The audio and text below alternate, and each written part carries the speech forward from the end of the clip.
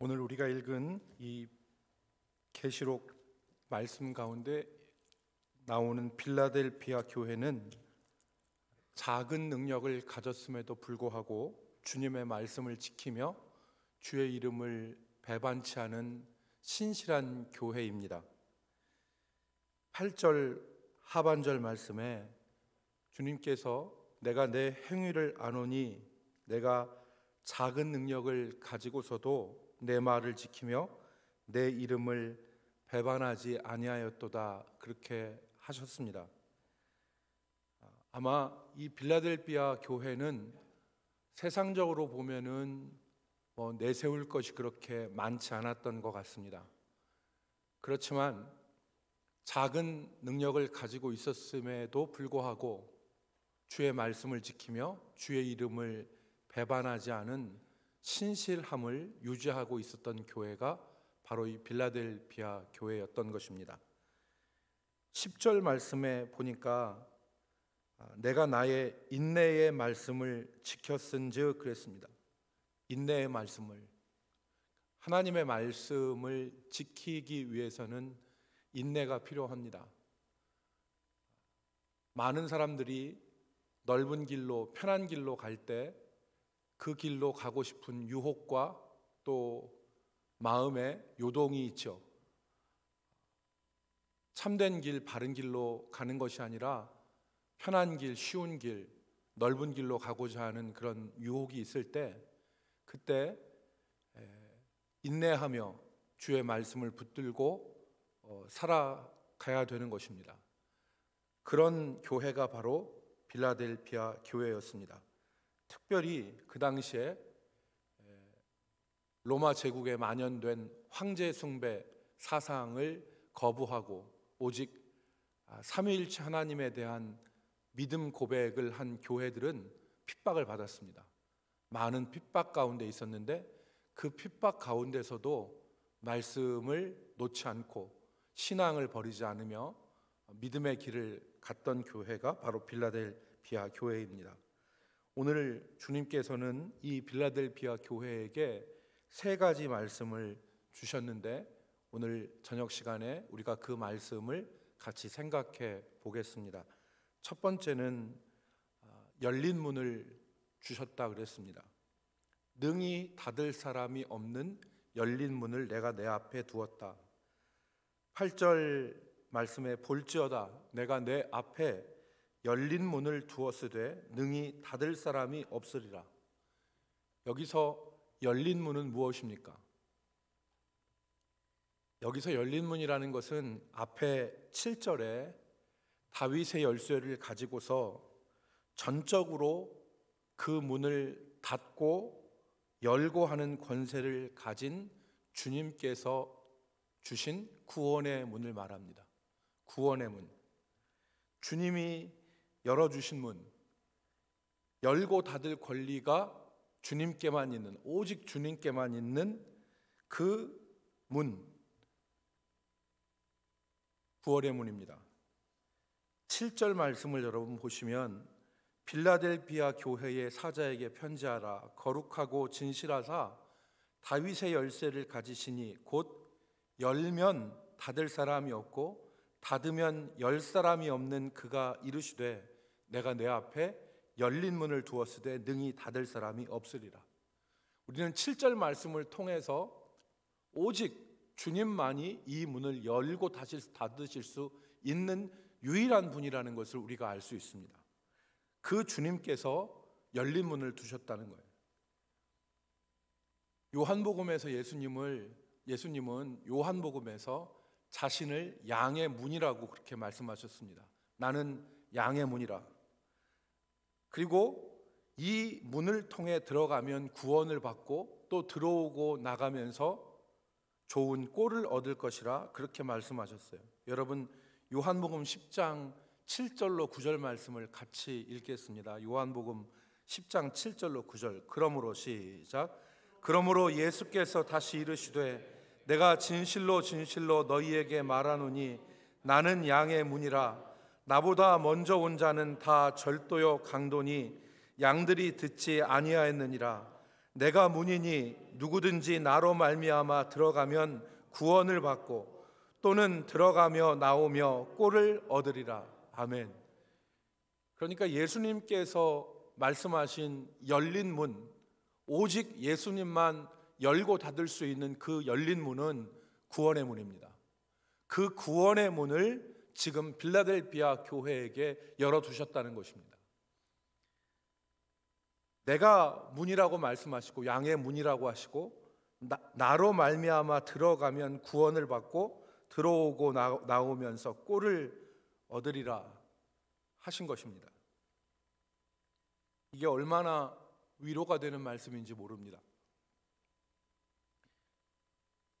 이때 당시에 그리스도인들은 예수를 믿음으로 말미암아서 핍박과 그리고 박해를 받았는데 로마 제국에 의해서 박해도 받았지만 그들을 힘들게 한 것은 같은 동족인 유대인들이 더 힘들게 했습니다. 그래서 여러분, 로마 제국은 황제 숭배를 하지 않으면 관직에 나오지도 못하게 하고 또 사자굴에 던지기도 하고 고문도 하고 화형도 하고 핍박도 하고 그렇게 했지만 이 유대인들은 그 뒤에서 더욱더 간교하게 이 성도들, 교회를 핍박을 했죠. 그래서 전해 내려오는 기록에 의하면 여러분, 서머나의 감독인 폴리갑이 86세에 화형을 당했잖아요. 그때 폴리갑을 불태워 죽이는 화형에 쓰이는 장작들을 모아온 사람들이 유대인이었답니다. 그러니까 안식일임에도 불구하고 그들이 장작을 긁어 모아서 가져와서 폴리갑을 불태워 죽이는데 가장 앞장섰던 사람들이 이 유대인이었다는 거예요. 그러니까 유대인들이 핍박이 심했죠. 특별히 박해를 받았는데 여러분, 디아스포라라는 말을 아시죠? 흩어진 유대인들을 디아스포라라고 그렇게 얘기합니다. 근데 이 디아스포라들이 우리가 잘 아는 대로 사도행전에 보면은 스데반의 박해로 인해서 베니게와 구브로와 안디옥에 이르는 많은 흩어진 사람들이 있었는데 이들이 그 흩어진 곳에서 작은 공동체, 유대 공동체를 이루면서 살았습니다. 그 어느 도시에 가든지 그래서 바울의 선교 전략은 그 흩어진 유대인들이 모이는 중심지에 있는 어디를 찾아가요? 회당을 찾아가요. 회당에 찾아가서 그 회당을 중심으로 유대인들에게 복음을 전했습니다. 그 회당이 유대인들의 공동체의 중심지였죠. 그런데 이 유대인들이 기독교인들을 그 회당에서 내쫓습니다. 회당에 오지 못하게 만드는 거예요. 회당이라고 하는 것은 오늘날로 얘기하면 마을회관과 같은 공동체의 집결지 성격이고 많은 이방인들 가운데서 유대인들이 작은 공동체를 이루어서 보호받고 도움을 받을 수 있는, 마치 우리나라 사람들이 이민을 가면 미국이나 그런 곳에 가서서 교회를 중심으로 모여서 거기서 신앙이 있든 없든 간에 거기서 자립을 꾀했던 그런 일들을 우리가 알고 있잖아요. 그런데 이 유대인들이 유대교 회당에서 기독교인들을 내쫓은 것입니다. 그리고 그들에게 출입 금지를 명했습니다. 문이 닫힌 거죠. 그럼에도 불구하고 그래서 우리가 요한계시록 1장부터 3장에 나오는 7교회에 대한 말씀 가운데 박해와 핍박과 연관지어서 나오는 사람들이 유독 유대인들인 것은 그런 이유이기 때문에 그렇습니다. 유대인들이 박해를 한 거예요. 문을 걸어 잠근 것입니다. 못 들어오게 한 거예요. 너희들은 여기서 들어오지 못한다고 막은 겁니다. 그런데 오늘 주님은 그들에게 내가 네 앞에 열린 문을 두었으되 능히 닫을 자가 없으리라 하시는 말씀을 주신 것입니다. 비록 유대인 회당에는 들어가지 못하게 되었지만 주님께서 열어놓으신 구원의 문, 그것은 결코 닫힐 수가 없다. 그것을 말씀하시는 거죠. 여러분, 우리가 여기서 다시 한번 생각해야 될 것은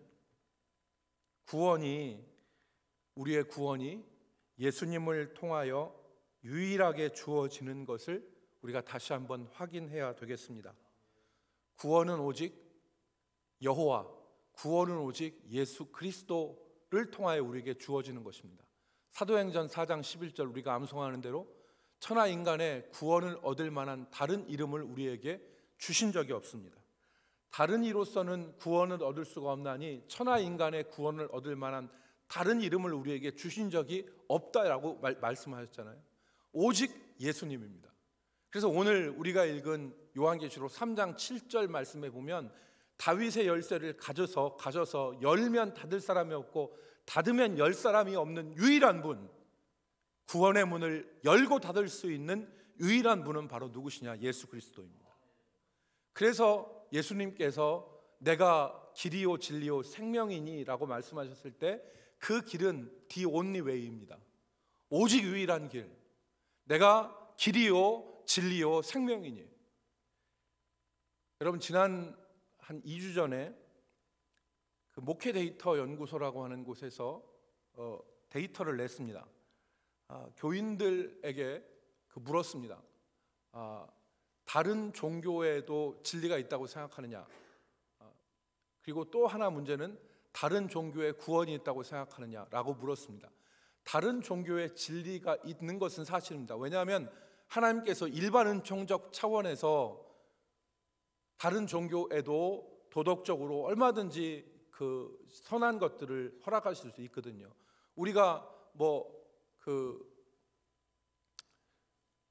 맹자나 아니면 논어나 대학이나 이런 책들을 통해서 우리가 일반적인 성품 같은 것을 우리가 함양할 수 있어요. 그러나 다른 종교에서 구원 얻을 수 있냐? 오른쪽에 이걸 보시면 개신교 전체를 보면 34%, 개신교 전체를 보면 34%의 성도들이 100명 중에 34명이 다른 종교에도 구원이 있다 이렇게 생각한다는 거예요. 그런데 교회 출석하는 성도들한테 물어봤어요. 교회 출석하는 성도들, 그러니까 코로나 시절을 우리가 통과했지만 교회 출석하는 성도들 가운데 물어봐서 다른 종교에 구원이 있습니까? 라고 물어보니까 25%가 다른 종교에도 구원이 있다고 대답했다는 거예요.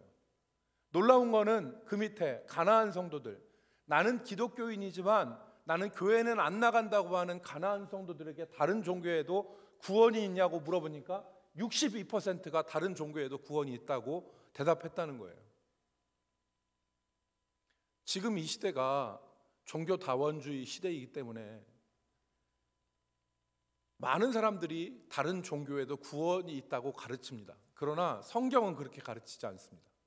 성경은 오직 천하 인간의 구원을 받을 만한 다른 이름을 우리에게 주신 적이 없고, 오직 구원의 문은 열면 닫을 사람이 없고 닫으면 열 사람이 없는 예수 그리스도에게서 우리에게 주어지는 것입니다. 이 그리스도의 유일성, 오직 예수 그리스도로 말미암아 우리가 구원받는 이 믿음의 확신을 우리 모두가 갖기를 주의 이름으로 축복합니다. 조사해 봅시다. 다른 종교에도 구원이 있다라고 생각하는 분, 우리는 100%예요. 집에 가서 들지 말고.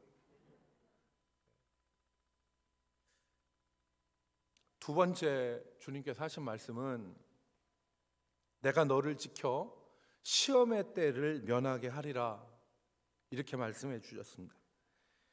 10절 말씀해 보니까 내가 나의 인내의 말씀을 지켰은즉 내가 또한 너를 지켜 시험의 때를 면하게 하리니 이는 장차 온 세상에 임하여 땅에 거하는 자들을 시험할 때라.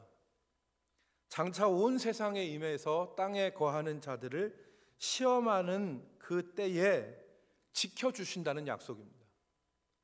온 세상에 임하는, 그래서 많은 사람들 시험하는 그 시험 가운데서 내가 너를 지켜주리라, 내가 너를 지켜 내가 너를 지켜주리라 하시는 말씀이에요. 이 장차 온 세상에 임하여 땅에 거하는 자들을 시험하는 때는 언제일까요? 주님께서는 예수님의 재림 이전에 이 땅에 큰 환란이 있을 것을 말씀하셨습니다. 주님이 재림하시기 이전에 이 땅에 큰 환란이 있을 것이다. 그래서 여러분, 마태복음 24장 21절과 22절 말씀에 보면 멸망에 가증한 것, 멸망에 가증한 것이 선 것을 보거든 그때 큰 환란이 있을 것이다라는 것을 말씀을 하셨어요. 여기서 멸망에 가증한 것이라는 것은 안티오코스 시대에, 그러니까 신구약 중간 시대에 안티오키 한 150여 년경에, 주전 150여 년경에 안티오코스라고 하는 이 시리아의 무자비한 인간이 하나님의 성전의 지성소에다가 돼지머리를 갖다 놨습니다. 그리고 지성소를 밟았어요. 그래서 다니엘서에 멸망에 가증한 것이라는 것이 처음 나오지만 하나님의 지극히 거룩한 곳에 정말 멸망에 가증한, 있어서 안 될 것들이 서는 때를 그 종말의 때로 보신 것이죠. 예수님 재림 전에. 그러니까 오늘 우리로 얘기하면 하나님을 모셔야 되는 거룩한 우리의 그 마음의 지성소에 하나님 아닌 다른 가증한 것들이 쓰는 것 자체가 우리에게 환란의 때인 것입니다. 그런데 오늘 24장 21절로 22절 말씀을 같이 보겠습니다. 이는 그때에 시작. 이는 그때에 큰 환란이 있겠습니다. 창세로부터 지금까지 이런 환란이 없겠고 후에도 없으리라. 22절. 그 날들을 감하지 아니하면 모든 육체가 구원을 얻지 못할 것이나 그러나 택하신 자들을 위하여 그 날들을 감하시리라. 아멘. 이 큰 환란이 있을 것인데 이 환란 가운데서 주님께서 그 환란의 날을 감하여 주셔서 믿는 자들로 구원을 얻게 하신다는 그런 말씀을 하신 것입니다. 이 환란의 시기에 대해서 두 가지 해석이 있습니다. 첫 번째는 이 환란의 시기를 특정한 시기로 특정하는 것입니다. 예수님 오시기 전 어떤 시기에 정말 세상에서 지금까지 있지 않은 큰 환란이 있을 것이다. 그래서 그 환란 가운데 모든 사람들이 그 핍박을 당하고 또 신앙의 그런 시험들을 당할 때가 있을 것이다 라고 하는 특정한 기간을 환란으로 삼는 그런 해석이 있습니다. 두 번째는 이것을 특정한 기간으로 보지 않는 것입니다. 특정한 기간으로 보지 않고 교회 시대에 하나님의 교회를 시험하는 원수 마귀 사탄의 시험을 큰 환란으로 보는 것입니다. 앞에 해석, 어떤 특정한 시기를 특정하는 것을 전천년설이라고 얘기하고, 그리고 특정한 시기가 아니라 교회 시대 전체에 환란과 핍박과 시험이 있을 것이다 라고 하는 설을 무천년설이라 그렇게 얘기합니다. 그래서 이 두 가지가 나름대로 입장을 가지고 있는데, 여기서 우리가 얻을 수 있는 주요한 교훈은 이 기간이, 저는 개인적으로 무천년주의자입니다. 그러니까 어떠한 특정한 기간에 어떤 오메가 포인트라고 하는 마지막 시점 가운데 큰 환란이 있는 것이 아니라 우리가 살아가는 이 시대 가운데 매번 우리의 신앙을 흔드는 시험과 환란이 있을 것이라고 하는 것을 저는 성경이 말했다고 보고 성경을 보는 사람이에요. 그런데 전천년설주의자들은 이런 시험이 있지만 예수님 재림 전에 특정한 시기에, 그때를 7년 대환란이라고 부르기도 하죠. 그래서 전반부 3년 반의 기간 동안 큰 환란이 있고 후반부 3년 반 기간 동안에도 지극히 큰 환란이 있는데 이때를 면하게 해주신다는 말씀으로 이해를 하는 것입니다. 우리 원로 목사님 같으신 분은 전천년주의자입니다. 저는 무천년주의자고, 그래서 개혁신앙 안에는 이 시기를 보는 다양한 그런 관점들이 있습니다. 그래서 어찌되었든 간에 이 말씀을 통해서 우리가 생각해야 될 것은 이 환란을 이겨야 된다는 것입니다. 이 환란을 이겨야 되고 이 환란을 주의 도우신 가운데서 통과해야만 한다는 것입니다.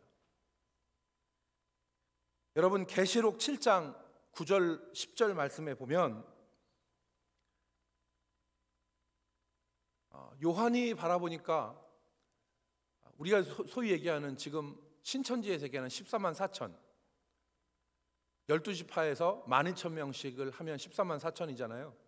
그러니까 이 14만 4천이 각 나라와 족속 가운데서 다 모여지는데 지금 신천지는 14만 4천이 넘었다고 그래요.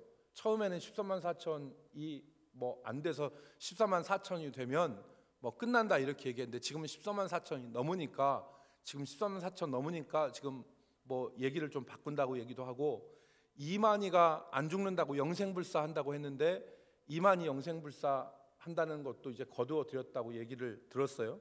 그런데 그 14만 4천 그들에 대해서 말하는 것이 9절과 10절입니다. 계시록 7장 9절과 10절 보니까, 2일 후에 내가 보니 각 나라와 족속과 백성과 방언에서 아무도 능히 셀 수 없는 큰 무리가 나와 무엇을 입고 흰옷을 입고 손에 종려가지를 들고, 종려가지는 승리의 상징입니다. 종려가지를 들고 보좌 앞과 어린 양 앞에 서서 10절 큰 소리로 외쳐 이르되 구원하심이 보좌에 앉으신 우리 하나님과 어린 양에게 있도다. 구원의 찬송을 하는 것이죠. 이 찬송을 하는 셀 수 없는 많은 사람, 흰옷을 입고 손에 종려나무 가지를 들고 하나님 보좌 앞과 어린 양 앞에서 구원하심이 오직 우리 하나님과 보좌에 앉으신 어린 양에게 있도다라고 찬송하는 사람들이 있다는 것입니다. 그런데 이들이 누구냐고 물어봤을 때, 천사가 이들이 누구냐고 요한에게 물어봤을 때 요한의 대답이 계시록 7장 14절입니다. 계시록 7장 14절에 보니까 내가 말하기를 내 주여 당신이 아시나이다 하니 그가 나에게 이르되 이는 큰 환난에서 나오는 자들인데 어린 양의 피에 그 옷을 씻어 희게 하였느니라. 아멘. 이들은 환난을 통과한 사람들이라는 것이죠.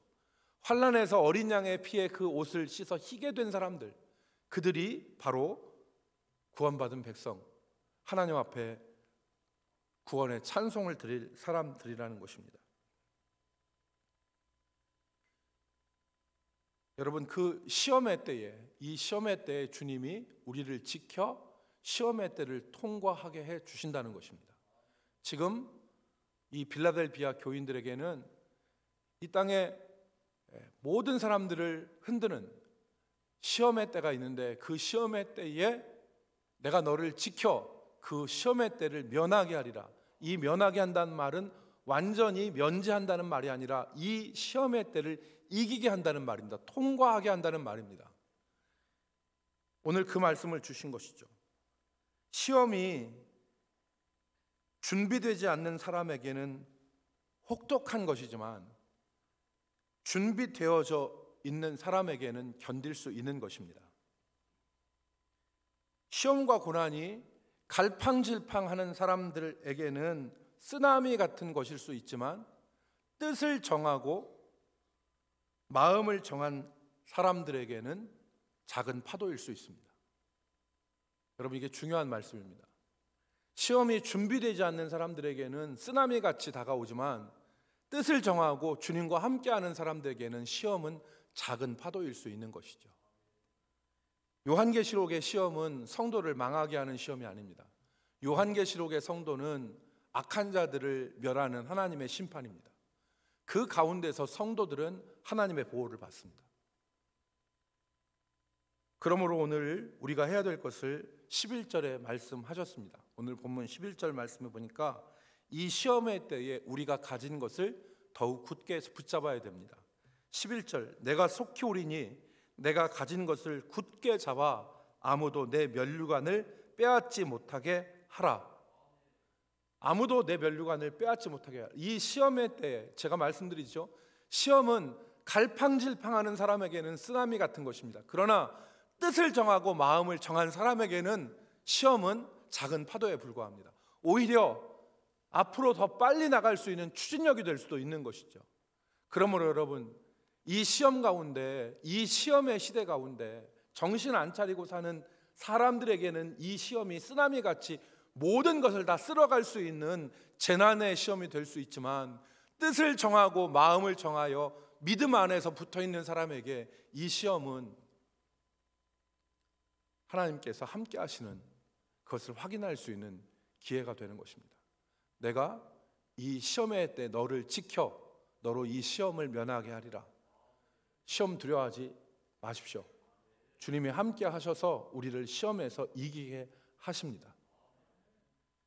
마지막 세 번째로는 주님의 약속이에요. 주님의 약속. 주님이 약속해 주셨어요. 이 빌라델비아 교회에게 주님이 약속하셨는데, 이기는 자는 그랬어요. 이기는 자는 내 하나님 성전의 기둥이 되게 하시겠다. 기둥은 건물의 본질이라 그랬습니다. 기둥은 건물의 본질이다. 없어서는 안 되는 요소다. 요즘에 기둥 없는 건물이 있는데 보이지 않는 기둥 역할을 하는 기둥이 있죠. 그 건물도 보이지 않는 기둥의 역할을 하는 기둥이 있지, 기둥이 없는 건물은 있을 수가 없습니다. 그런데 오늘 주님께서 빌라델비아 교회에게 하시는 말씀이, 내가 너로 하나님의 성전의 기둥이 되게 하겠다. 없어지지 않는 존재, 결코 생략할 수 없는 요소. 그리고 한 말씀 더 하셨습니다. 내가 그 기둥 위에다가 하나님의 이름과 새 예루살렘의 이름과 그리고 주님의 새 이름을 거기에 기록하겠다. 기둥에 기록하겠다는 것은 분리되지 않는다는 말입니다. 분리되지 않는다. 하나님의 이름과 새 예루살렘의 이름, 새 예루살렘의 이름은 영원한 생명을 약속하시는 것이죠. 영원한 영생을 약속하시는 새 예루살렘의 이름, 그리고 본문에 보면 새 이름, 주님의 새 이름이라고 그렇게 기록되어 있습니다. 12절 말씀에 보시면 하반절에 곧 하늘에서 내 하나님께로부터 내려오는 새 예루살렘의 이름과 나의 새 이름을 그 위에 기록하리라. 주님의 이름을 기록한다고 하면 되는데 왜 새 이름이라고 그랬습니까? 이것은 주님께서 구원자로만 이 땅에 오시는 것이 아니라, 주님이 다시 오실 때, 처음 오실 때는 십자가에 못 박혀 피 흘리신 구원자로 오셨지만, 다시 오실 때는 구원자로서만 오시는 것이 아니라 심판자로 오시기 때문에 그렇습니다.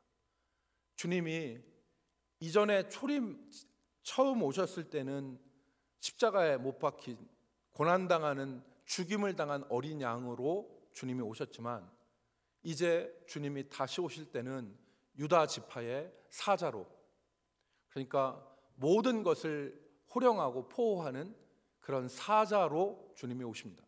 그래서 그 이름을 새 이름이라고 이야기하는 것입니다. 여러분, 요한계시록 5장 5절 말씀에 보면, 여러분 보시면 요한계시록 5장 5절 말씀에 보면, 인을 떼는데, 그 붙어있는 인을 떼는데 뗄 자가 없다고 그랬어요. 그런데 누가 뗍니까? 주님이 떼시죠. 주님이 그 인을 떼신데, 요한계시록 5장 5절 말씀에 보면, 장로 중에 한 사람이 내게 말하되 울지 말라, 유다 지파의 사자 다윗의 뿌리가 이겼으니. 여기서 유다 지파의 사자는 메신저가 아닙니다. 유다 지파의 라이언입니다.